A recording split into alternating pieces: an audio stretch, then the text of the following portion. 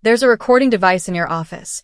The whisper was so small it was almost lost in the cavernous silence of a study, a room designed to swallow sound.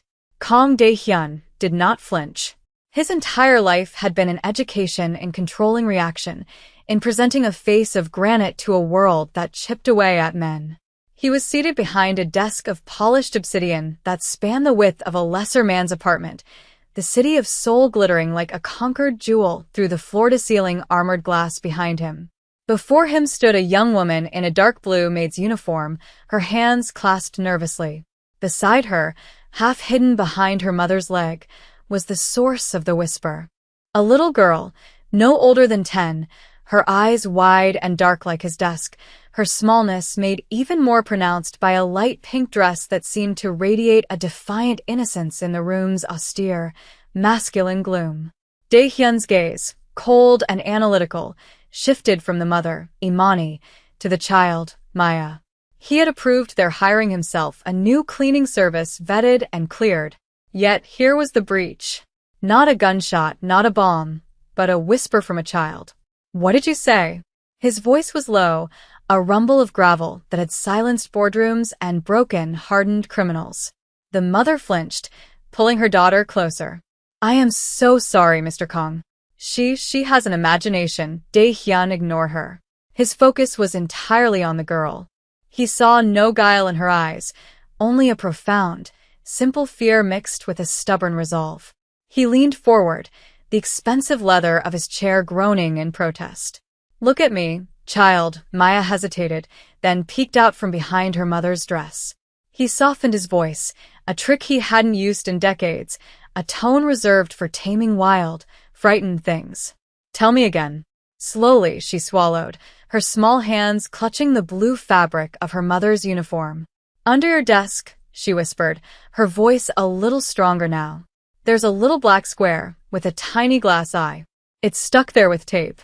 It's watching you, a recording device. Not just a bug for audio, but a camera." A teeny spy camera.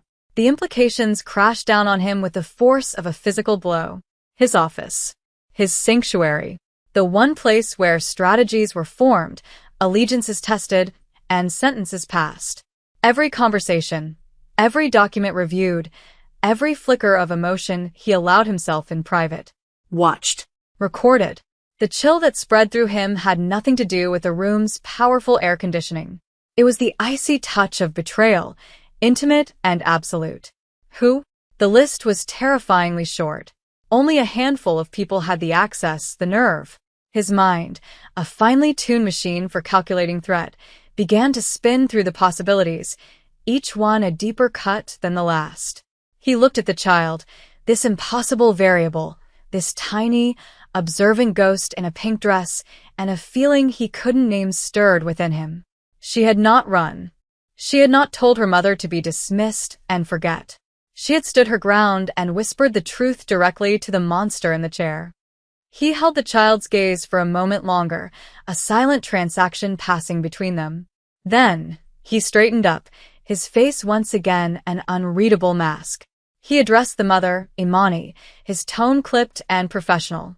"Your work for today is complete. You will be compensated for the full day." Imani looked confused, her hands fluttering nervously.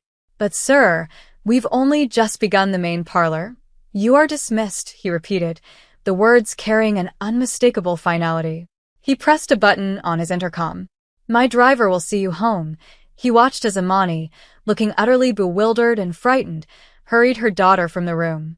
Maya glanced back one last time, her dark eyes locking with his, a flicker of understanding, or perhaps just childish curiosity, in their depths.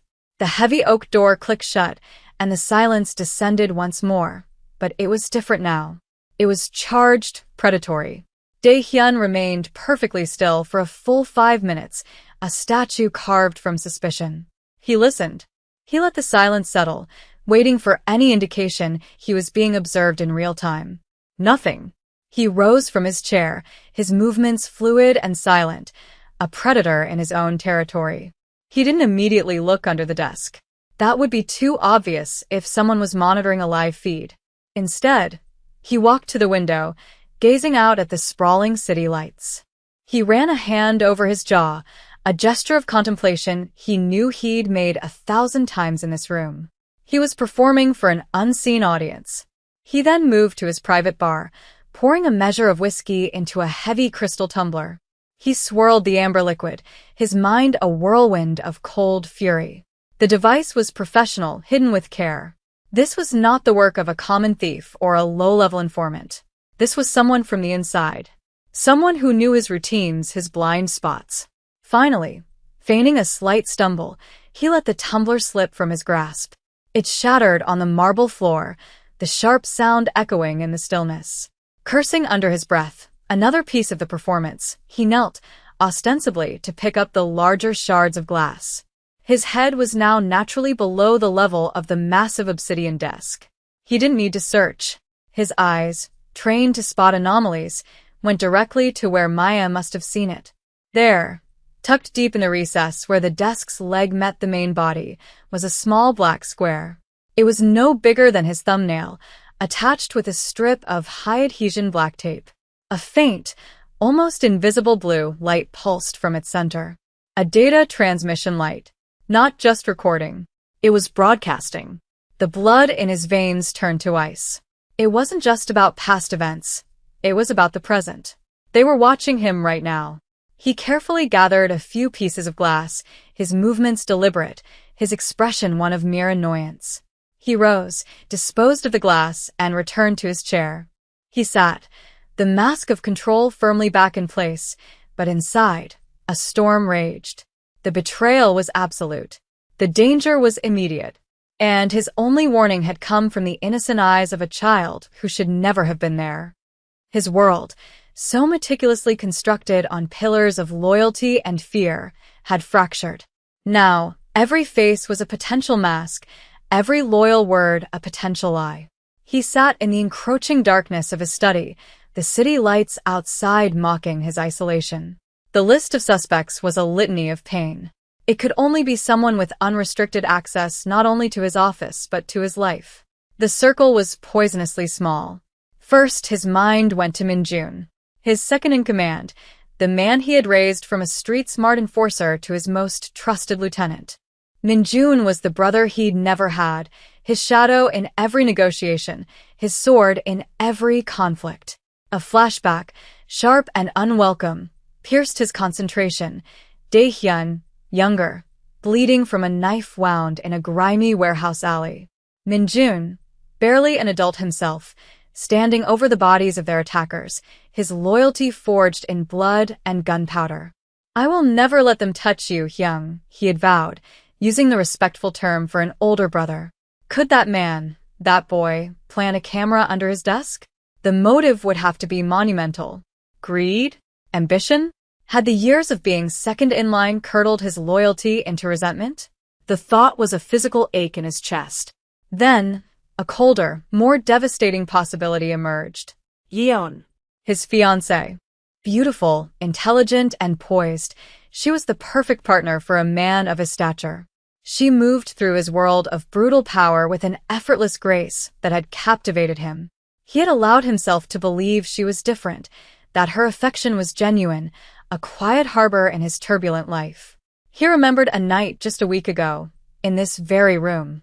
She had sat on his lap, her fingers tracing the lines of his face, her voice a soft murmur against his ear.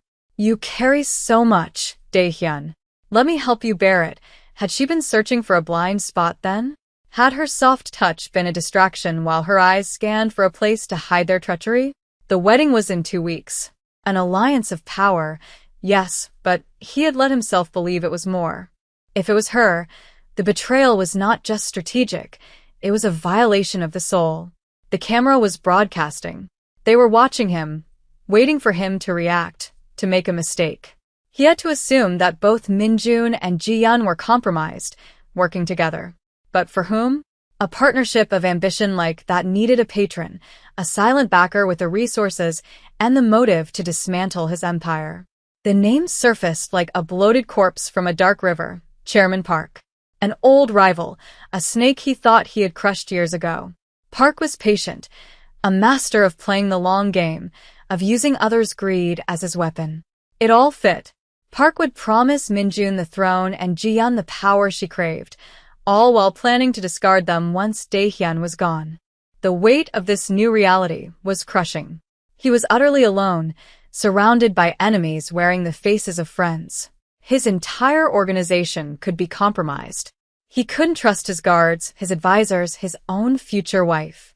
The paranoia he had kept leashed for years was now loose, snarling in the cage of his mind. He needed an anchor. He needed someone outside the blast radius, someone from the old world, bound by an honor that no longer seemed to exist. The decision was made in the cold calculus of survival. Trust was a currency he could no longer afford to spend, except on the oldest of debts. He picked up a heavily encrypted satellite phone, a relic he hadn't used in 5 years, and dialed a number known only to him. It rang twice before a gruff, familiar voice answered. There were no greetings. The old tea house. 1 hour, he hung up. An hour later, Dae-hyun slipped out of his penthouse through a service exit, dressed not as a corporate titan but as a ghost, in dark, nondescript clothing. He took the subway, the press of anonymous bodies a welcome shield. The tea house was a small, unassuming place tucked away in a quiet corner of Insadong, a place that time had forgotten. Inside, the air was thick with the scent of aged wood and roasted barley. Seated at a low table in the back was Mr. Choi, his former mentor and his father's most loyal enforcer.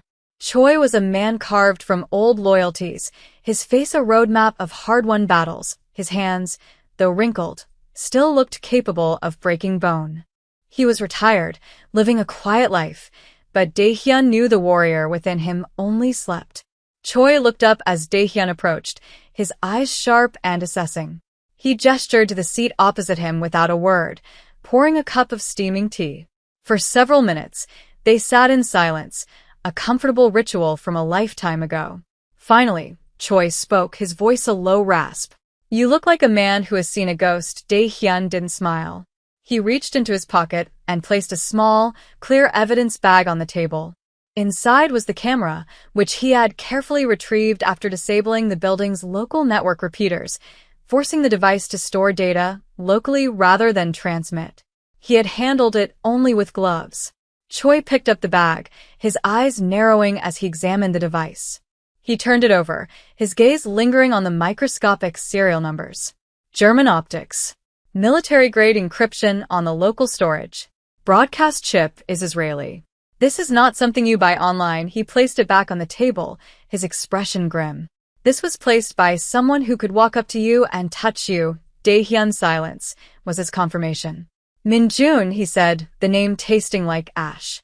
And Ji-yeon, Choi's face showed no surprise, only a deep, weary sadness. Ambition is a cancer. It grows in the shadows. And Chairman Park.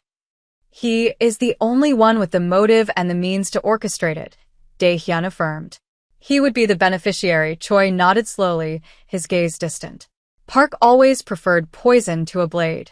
He turns your own strength against you. He looked at Dae-hyun, his eyes filled with a paternal fire that had been extinguished in everyone else. They are watching you. They expect you to panic, to purge your ranks, to show your hand. You will do none of those things. You will be the man your father raised. Calm. Silent. Lethal, the old warrior's confidence was a balm on Dae-hyun's frayed nerves. Here, in this quiet tea house, he was not alone. He had an ally. A real one. What do we do?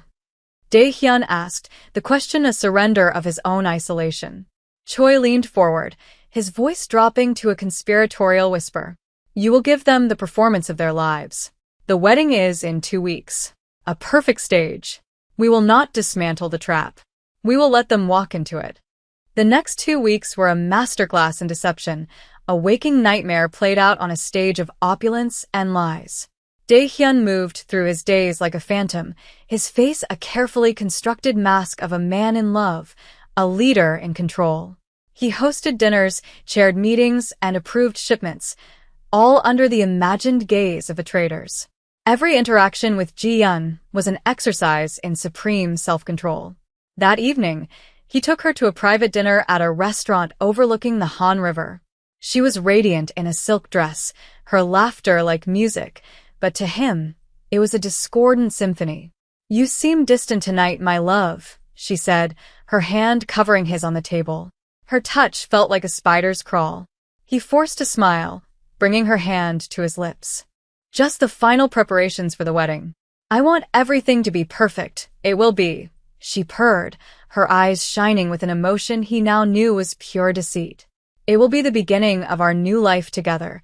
The dramatic irony was so thick he could taste it. He saw Min-jun the next day at the main distribution hub. His right-hand man clapped him on the shoulder, a gesture of camaraderie that now felt like a prelude to a stab in the back. "Everything is running smoothly, Hyung. The final security details for the wedding are locked in. No one will get within 100 feet of the venue without our approval." "Good," Dae-hyun said, his voice even. "I am trusting you with my life, Min-jun." "With our future," Min-jun's eyes met his, and for a fleeting second, Dae-hyun thought he saw a flicker of the old loyalty, a hint of guilt. But it was gone as quickly as it came, replaced by a confident smile. "Always, Hyung." You know that he was playing his part perfectly, but the strain was immense. At night, alone in his silent study, the mask would fall. He would sit in the dark, the whiskey doing little to dull the ache of betrayal. He thought of the child, Maya. Her simple, unvarnished truth was a beacon in his sea of lies. She hadn't been trying to gain favor or manipulate him. She had seen something wrong and had spoken up, a pure, moral act that felt alien in his world. He had her to thank for his life, for the chance to fight back. He felt a strange, protective urge, a need to shield that innocence from the darkness that was attempting to consume him. This fight was no longer just about his empire or his survival. It was about proving that such simple goodness could not be extinguished by the calculated evil of men like Park. He had to win, not just for himself, but for the principle that a child's whisper could be more powerful than a traitor's knife. He had to ensure the world that had produced Maya continued to exist, safe from the one he inhabited. A week before the wedding, Dae-hyun found himself restless, the intricate plotting with Mr. Choi doing little to soothe the cold knot of anxiety in his stomach.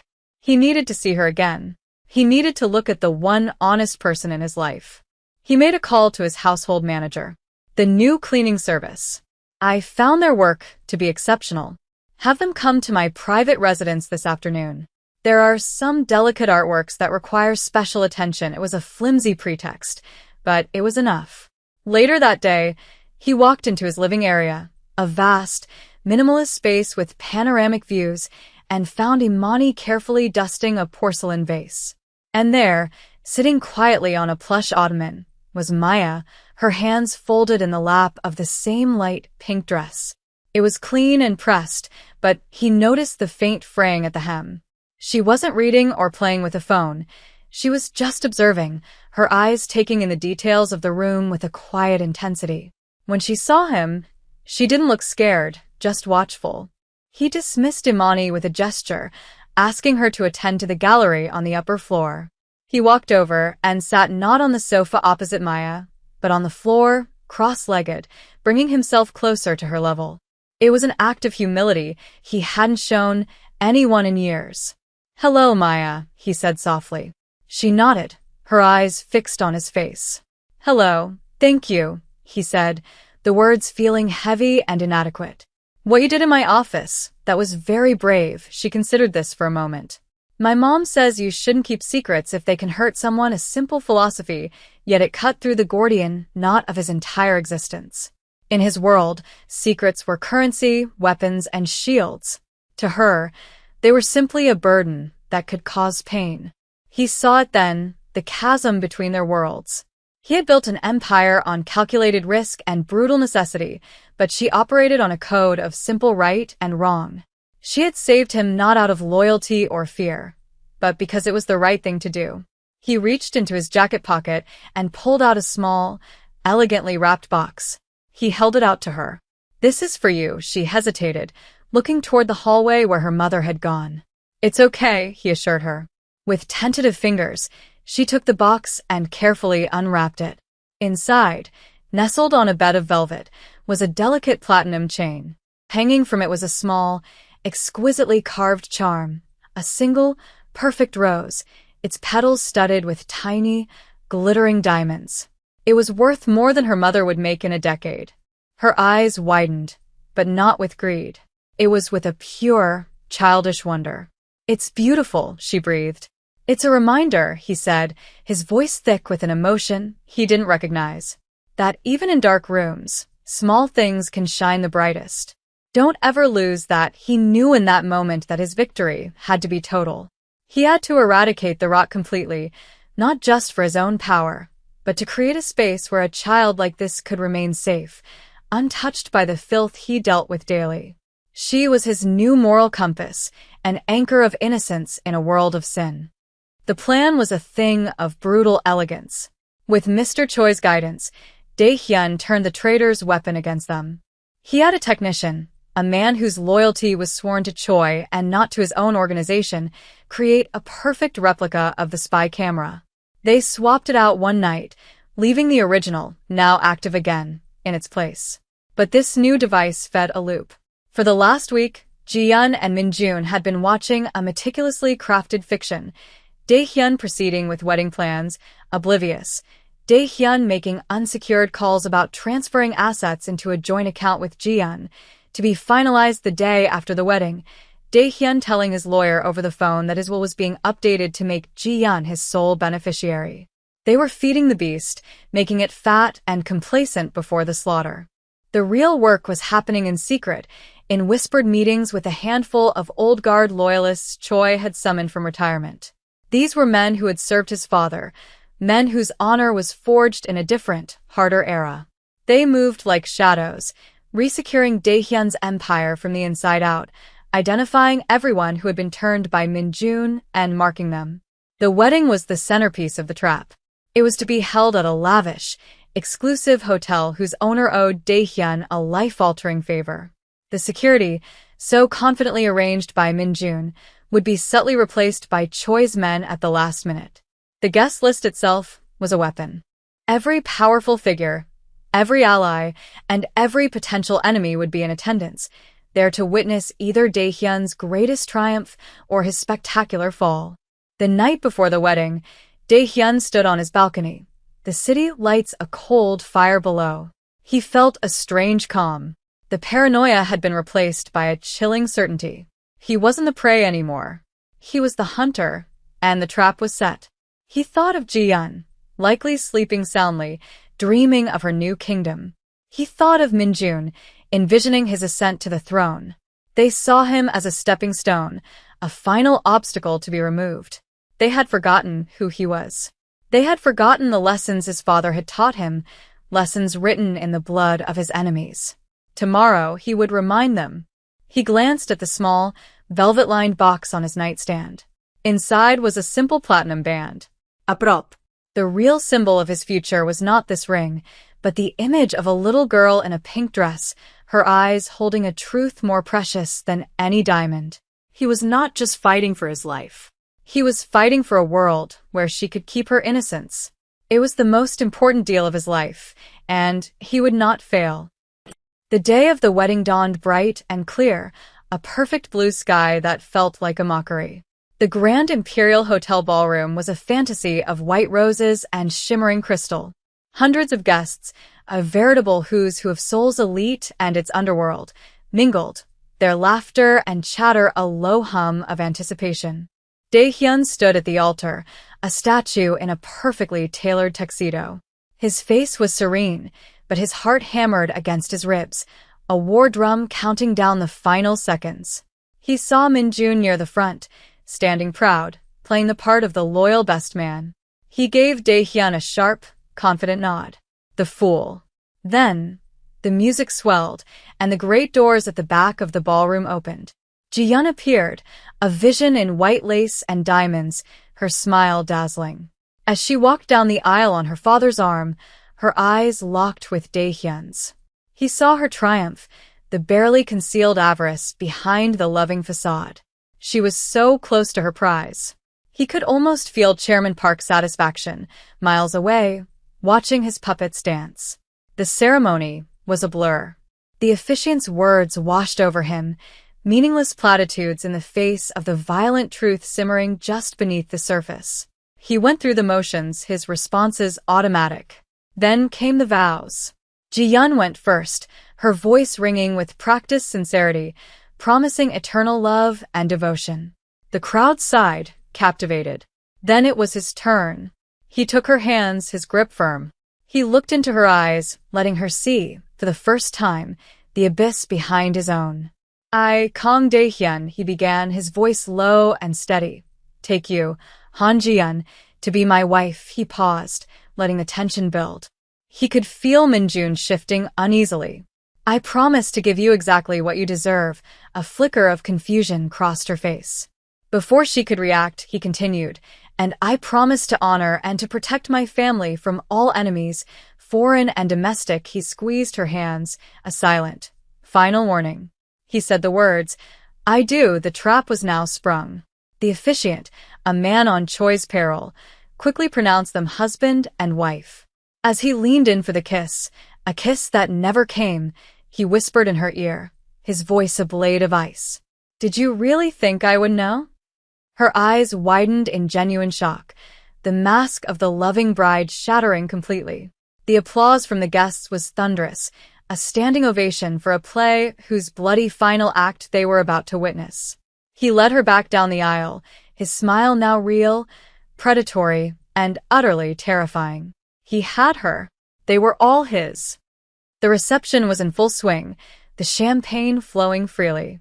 Dae-hyun and Ji-yeon sat at the head table on a raised dais, a king and his new, treacherous queen.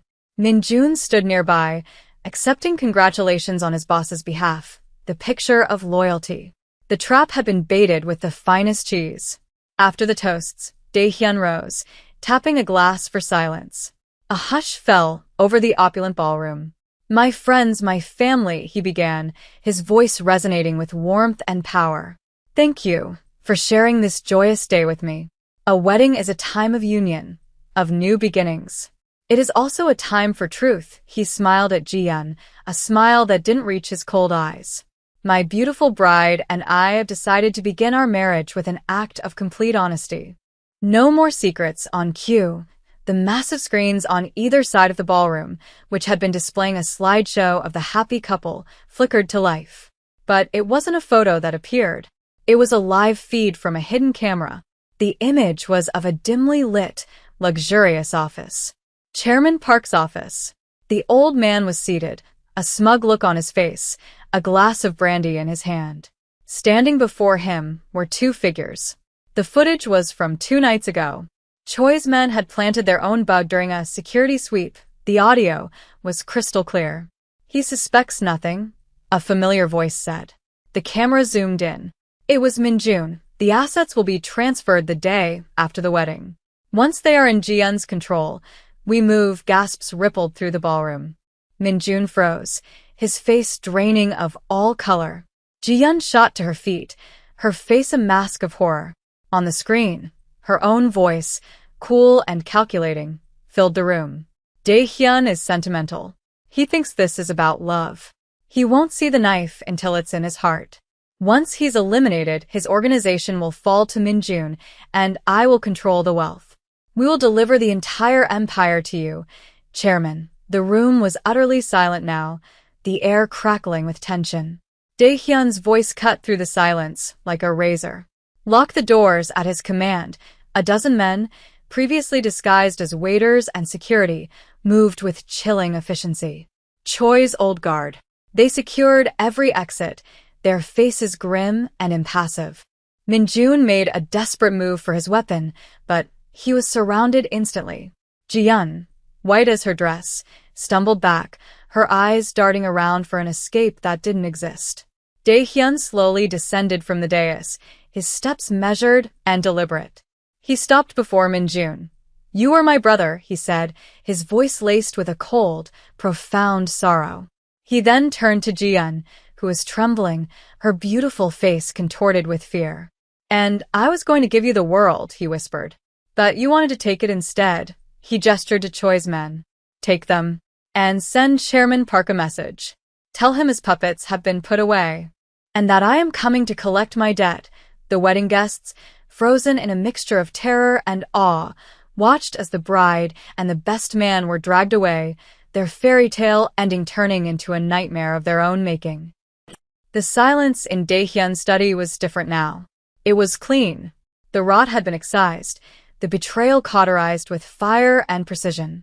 Chairman Park's empire was already crumbling, his lieutenants deserting him in the face of Daehyun's swift and merciless retribution. The war was over before it had truly begun. But victory felt hollow.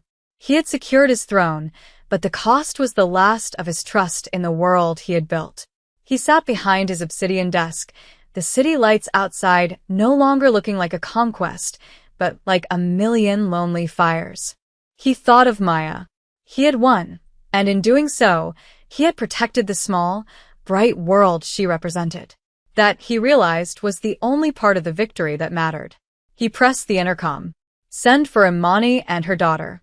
Now, a short time later, they were escorted in. Imani was trembling, convinced she was about to be punished for her daughter's transgression. Maya, however, looked at him with the same steady, unnerving calm. She was still wearing the pink dress. Daehyun rose and came around the desk, closing the distance between them. He knelt, not as a king, but as a man, so he was looking directly into Imani's eyes. "Your daughter saved my life," he said, his voice devoid of its usual menace. "She showed me a loyalty more real than any I have ever known. A debt like that cannot be repaid with money." Imani stared, speechless. From this day forward, Daehyun continued, his gaze shifting to include Maya. "You are both under my protection. You will want for nothing. Maya will attend the finest school in the country. You will have a new home, away from all this.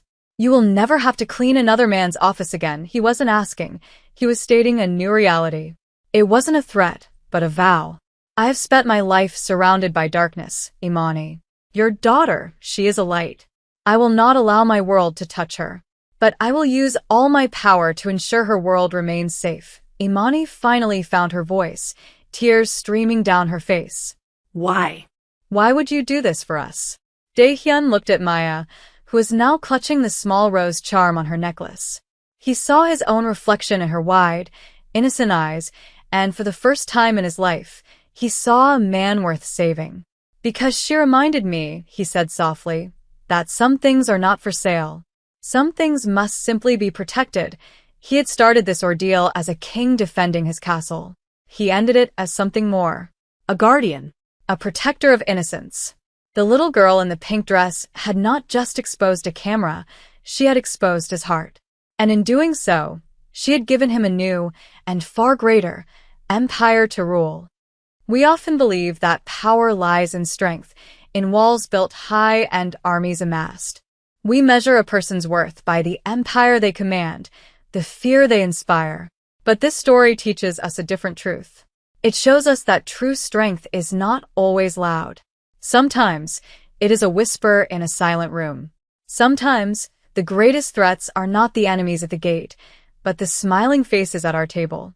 Betrayal from a loved one cuts deeper than any blade, leaving wounds that power and money cannot heal.